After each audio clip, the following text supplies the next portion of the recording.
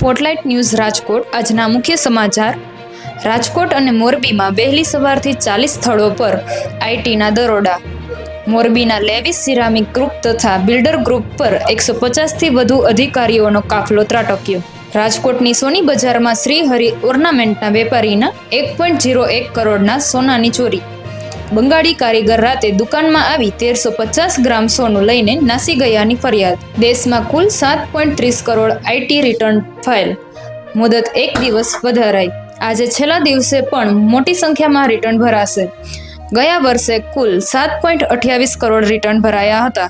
રાજકોટમાં ટ્રાફિકની ભયંકર સમસ્યાઓ હોવા છતાં 20 લાખની વસ્તી અને 15 લાખ જેટલા વાહનો સામે ટ્રાફિક પોલીસ ફક્ત 283.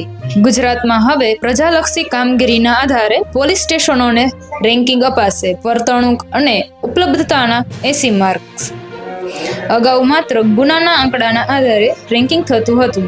આજથી માન્ય વેપારીઓ યુપીઆઈથી 10 લાખ રૂપિયાનું રોજ પેમેન્ટ કરી શકશે. 2 વ્યક્તિ વચ્ચેની લેવડ દેવડની સીમામાં કોઈ ફેરફાર નહીં. ક્રેડિટ કાર્ડથી એક દિવસમાં અધિકતમ 6 લાખ રૂપિયાનું પેમેન્ટ થઈ શકશે.